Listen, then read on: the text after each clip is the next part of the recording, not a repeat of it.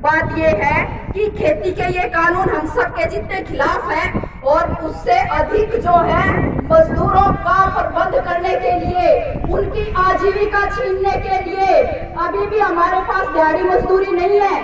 हम जब गांव में गए थे तो गांव में पता चला या तो चुनाई का काम है या नरेगा की कुछ दिहाड़ी है, नरेगा का काम भी मिलता तो नहीं। और साल में ये जो 100 दिन का काम है, साल में 100 दिन काम किसी ने नहीं मिलता। किसी ने मिलता हो तो हाथ उठा कर बता दो, जो आ रहे नरेगा के मजदूरी दिन में 100 दिन काम मिलता, कौन है मिलता किसी ने 100 दिन काम? फिर गुजारा क्यों कर होगा, रोटी क्यों कर खावांगे? बात ये है। और इससे आगे जिन बालका ने आपा स्कूल में भेजा, हाँ टाई लगा के बेल्ट लगा के, और ये सोचते हैं, ये किसान भी सोचते हैं ये बात और मजदूर भी सोचता है ये बात। मजदूर सोचते हैं हमारी उम्र तो जैसे तैसे गुजर गई, लेकिन जैसे तैसे मर पड़ के एक बार हम अपने बालका न पढ़ा जाए और कल वो कि में नौकरी लाग जाएंगे और हमारा जो जीवन है वो भी सफल हो जाएगा। किसान भी सोचता है मैं मेरे बालक ने बढ़िया शिक्षा दे दूं, उसने भी कोई नौकरी मिल जाएगी, उसको भी माटी के साथ माटी नहीं होना पड़ेगा। लेकिन अब सरकार ने जब ये खेती के 3 काले कानून संसद में जिसमें पास करे हैं, जिस संसद सत्र में, ध्यान से सुनना, उसी संसद सत्र में उसके 2 दिन बाद जो है मजदूरों के 4 बिल पास करें, जैसे कृषि के 3 बिल हैं, ऐसे ही मजदूरों के 4 बिल पास कर दिए। और उन 4 बिलों में कह दिया काम कच्चा हो या पक्का हो, नौकरी कच्ची रहेगी। उसके अंदर कह दिया कि काम के घंटे 12 होंगे और राज्य सरकारें अपने आप तय कर सकती हैं, जो वो चाहे तो 12 घंटे से ज्यादा भी काम करवा सकती हैं। उसके अंदर कह दिया मालिक की मर्जी चलेगी, मालिक कहेगा कि काम पे रह जाओ तो काम पे रह जाओ, मालिक कहे कि जाओ आपको आप काम पे नहीं रखेंगे तो आप अपने घर चले जाना। बात यह है बंधुआ मजदूरी, जिससे हमने लड़ के अपने हक अधिकार हासिल किए थे, जिससे हम लड़के आज ऊपर उठ के आए हैं। हमारे आने वाली पीढ़ियों को बंधुआ बनाने की तैयारी कर रहे हैं और हम जो है उस लड़ाई को इस तरह से तो नहीं लड़ सकेंगे, उसके लिए डट के लड़ना पड़ेगा, उसके लिए मुट्ठी ताड़नी पड़ेगी, पंजे गाड़ने पड़ेंगे, पंजे अपना इस लड़ाई खातिर भी गाड़ने पड़ेंगे जो ईद चल रही है। क्योंकि सरकार ने कहा है कि एक बार इन किसानों ने देख लिया और जब इन्हें हरा देंगे तो इन मजदूरों की क्या औकात है, ये क्या बोल जाएंगे हमारे आगे, ये तो पहले ही चुप करा रखे हैं। और एक और भी प्रचार चल रहा है, वो प्रचार ये चल रहा है, नीचे नीचे बहुत होंगे कहने वाले, कहते हैं यो लाल झंडा मत लो, और ये लाल झंडा आजकल तो आशा की यूनियन है उसमें जा रहे हैं अधिकारी, और वो अधिकारी ये कह रहे हैं जा जाके ये लाल झंडा तो बदनाम हो रहा है और इस बदनाम झंडे ने तुम क्यों उठा रहे हो, इसने छोड़ दो। बात ये है कि ये जो राज में बैठे हैं ये तो खग्गड़ हैं, और खग्गड़ ने जब लाल रंग दिख जा तब वो बिद क्या करे, तो अपना यो लाल झंडा देख कर वो बिद कहे। और क्यों बिद कहे, असल में उनने बेरा है कि ये जो लाल झंडा है आपने नीचे कर रखा है ना लाल झंडा, इसने दिखाओ ऊपर आप मार दो रहे यो लाल झंडा है ना। इसने क्यों बिद कहे, इसने बिद कहे इसलिए है कि जो ये लाल झंडा है असल में इसका संघर्षों का इतिहास है। ये लाल झंडा जो है हमारे हक और अधिकार का प्रहरी है। हम इसको जो है ये जब कोई झुकता नहीं है, ये डरता नहीं है और जिस लड़ाई को हाथ में ले उसको पार पहुंचाता है, अंजाम तक पहुंचाता है। सरकार इस लाल झंडे से इसलिए डर रही है, इसलिए कहती है।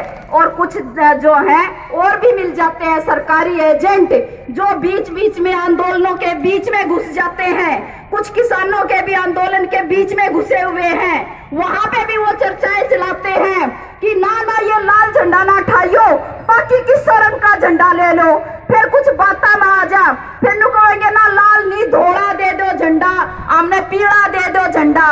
यो लाल झंडा बना क्यों कर था मजदूरा का, लाल झंडा जो आज ये संसद में कानून पास कर दिया और ये कह दिया कि 12 घंटे होंगे नौकरी के और 12 फालतू भी काम करवा सकते हैं। ये दुनिया में 1886 से पहले ये कानून था और इस कानून के खिलाफ अमेरिका के शिकागो में आंदोलन हुआ था मजदूरों का। वो सफेद झंडा लेके मालिकों के खिलाफ लड़ाई में उतरे थे और जब वहां पे शहादतें हुई, उन मजदूरों के खून में वो सफेद झंडा लाल हो गया। उस दिन मजदूर ने लाल झंडा उठाया था और उस दिन के बाद से मजदूरों का आज तक ये झंडा लाल है। और असल में यही झंडा है जो हमारे हकों की पहरेदारी कर सकता है। इसलिए सत्ता की ये किरकिरी है। ये आंगनबाड़ी का आंदोलन चल रहा था, तभी भी मुख्यमंत्री खट्टर ने कहा था कि ये लाल झंडे वाले बदमाशी कर रहे हैं। क्या बदमाशी कर रहे थे? ये कह रहे थे कि ये आंगनबाड़ी की वर्कर हेल्पर, ये 43 साल हो गए इनको नौकरी करते हुए, आज तक इनको पक्का क्यों नहीं किया? आप मुख्यमंत्री जी इनको पक्का कर दो, इनकी तनख्वाह बढ़ा दो। तो खट्टर क्या बोला कि लाल झंडे वाले बदमाशी कर रहे हैं। हमने उस दिन भी कहा था कि यदि हक मांगना बदमाशी है तो ये बदमाशी हम करते रहेंगे और हमेशा करेंगे ये बदमाशी हम। और जब आज भी कह रहे हैं ये बात कि हमारे हकों पे डाका डालते हैं, ये बलवाई, ये दंगाई जिनका पहचान दंगों की है, जो हिंदू मुस्लिम के नाम पे लड़ाते हैं, जो हरियाणा के अंदर जाट गैर जाट करते हैं, ये हमारे बीच में खाई पैदा करते हैं। ये इंसान की पहचान इंसान से छीन रहे हैं और वो कहते हैं आंदोलनकारियों को, क्या कहते हैं? ये कहते हैं ये तो टुकड़े टुकड़े गैंग हैं, ये तो आतंकवादी हैं, ये तो देशद्रोही हैं। इनसे बड़ा कौन आतंकवादी है? इनसे बड़ा कौन टुकड़े टुकड़े गैंग है? इनसे बड़ा कौन बलवाई है? इनसे बड़ा कौन दंगाई है? ये आज देश जान चुका है और अब हम पहचान चुके हैं इस बात को। और ये तो अभी लड़ाई का आगाज हो रहा है। और ना समझ रहे हो क्या? हमें पता चल गया, अब ये किसानों वाला आंदोलन, इसके प्रति सरकार का रुख देख के पता चल गया कि लड़ाई एक दिन की नहीं है। जब ये धड़ाधड़ स्कूलों को बंद कर रहे हैं और उसमें से मिड डे मील वर्करों की छुट्टी कर रहे हैं और बाकी की भी लिस्ट बना रखी है कि सारे न काटेंगे। जब ये कह रहे कि अस्पताल सारे प्राइवेट होंगे, एनएचएम खत्म होगा, तो जब एनएचएम खत्म होगा तो आशा बच जाएगी क्या? वो भी खत्म होगी। ये नई शिक्षा नीति लेके आए हैं। उस नई शिक्षा नीति में कह रहे हैं कि जो पहली 5 क्लास है, नर्सरी, एलकेजी, यूकेजी, पहली दूसरी, उनके लिए कोई मास्टर लगाने की जरूरत नहीं है। कौन पढ़ाएगा उनको? कह रहे उनको एनजीओ पढ़ा देंगे, उनको आंगनबाड़ी की वर्कर पढ़ा देगी। भाई आंगनबाड़ी की वर्कर जो बीएड कर रही है, जेबीटी कर रही है, वो तो पढ़ा देगी, लेकिन ये एनजीओ वाला क्या पढ़ा देंगे बच्चों को? और आंगनबाड़ी की वर्कर को ये मास्टर की तनख्वाह कर देंगे, उनके लिए मास्टर भी बनाएंगे, बोला हमारा है, तनख्वाह देंगे, ये सारा रजिस्टर भरोगे और बातों में भी पढ़ाओगे और सारे काम करोगे और इससे पैसे में करोगे और इसके जो है इसके माध्यम से बच्चों को भेज के स्कूल, आंगनबाड़ी के सेंटर पर और आंगनबाड़ी की भी छुट्टी। ये कंस्ट्रक्शन वर्कर का जो अपना बोर्ड है, इसकी तो गाड़ी पहले ही खत्म कर दी सरकार ने। अब ये सुविधाएं नहीं दे रहे हैं हमें, और ये सुविधाएं, लेकिन वर्कर क्या सोच रहा है? निर्माण का वर्कर सोच रहा है कि पहले यह कॉपी आई और कॉपी आई तो यूनियन बनी। भाई ऐसा नहीं है। जो भी अपने निर्माण के मजदूर है, ध्यान से सुन लो, ये जो बोर्ड बना, ये हमारी शहादत से बना, ये हमारे संघर्ष से बना। पहले भवन निर्माण कामगार यूनियन बनी और उस यूनियन ने संघर्ष किया। हमने मांग की कि मजदूरों का बोर्ड होना चाहिए, फिर ये बोर्ड बना और फिर कॉपी बनी। तब कॉपी न खोसा है सरकार तो वह यूनियन कित गई? यूनियन तो यही होगी। तो लड़ेंगे कि नहीं लड़ेंगे? समर्पण तो नहीं करेंगे ना? तो आज हमारे मन में आ गई है ये बात कि जो हम है संघर्ष करके अपने एक भी हक अधिकार को छीनने नहीं देंगे। और ये क्या सोचते हैं? ये सोचते हैं कि ये राजा हो गए, ये तानाशाह हो गए, मन में तो इनके यही है। और ये प्रचार चल रहा है सारे देश के अंदर, बस 2024 में अंतिम वोट पड़ेगा और उसके बाद कोई वोट नहीं पड़ेगा।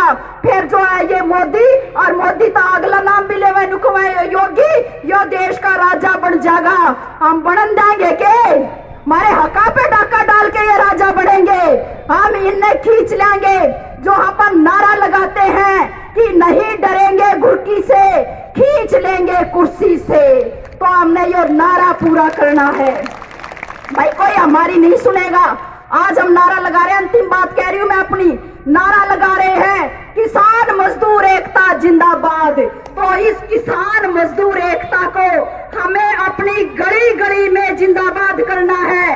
इस किसान मजदूर एकता को हमें अपने गांव गांव में, हमें शहर के तमाम मोहल्लों में इसको जिंदाबाद करना है। नीचे गांव में जाके यह एकता बनानी है। और इस एकता में रोड़ा डालने वाले कई होंगे, कई जात के ठेकेदार होंगे, कई धर्म के ठेकेदार होंगे, और जो है कई कई तरह की राजनीति करने वाले होंगे। उन सबको किनारे करके या एकता बनानी है। और पहुंचे हम चाहे कोई हमारी किसान की मजदूर की नहीं सुनेगा, तो किसान और मजदूर हैं इस सरकार को बनाने वाले, इस देश को चलाने वाले। इस देश का निर्माता जो है किसान है, इस देश का निर्माता मजदूर है। किसान और मजदूर के बिना, मेहनत कशों के बिना कोई राष्ट्र का निर्माण नहीं होता है। ये देश की सीमाएं राष्ट्र नहीं है, राष्ट्र हम लोग हैं जो हम यहाँ बैठे हैं। और हमारे संविधान ने हमें हक दिया है कि हम चुनेंगे सरकार। तो आगे आप इस पे भी विचार करेंगे कि ये नहीं सुनेंगे तो इनको खींच के कुर्सी से नीचे भी लाएंगे, और जो हमारी सुनेंगे उनको बिठाने का भी काम करेंगे। और इस संघर्ष में यहाँ पर डट के रहेंगे, और इस संघर्ष में हम थकेंगे नहीं, हम झुकेंगे नहीं, अपने आंदोलन को पार लेके जाएंगे। ये जो आगाज है आगे भी आपका आएगा। और एक आह्वान अंत में, आह्वान ये कि ये जो किसान मजदूर एकता हम बोल रहे हैं, 20 तारीख को किसान मजदूर एकता दिवस मनाया जाएगा। किसान मजदूर मिलके रैली निकालेंगे, जगह आपको बता दी जाएगी बाद में तय करके कहां पे आना है। उस दिन हम सरकार को दिखाएंगे कि ये रहा किसान और ये रहा मजदूर और ये हमारी एकता। हम 20 तारीख को अपनी किसान और मजदूर एकता का प्रदर्शन करेंगे। आज से जाते ही इसकी तैयारियां गांव के अंदर आप लोगों को शुरू करनी है, और जहां पे जिसकी जरूरत पड़े आप बताना, हम लोग आएंगे आपके पास। और इसी के साथ मैं अपनी बात खत्म करती हूँ। धन्यवाद साथियों।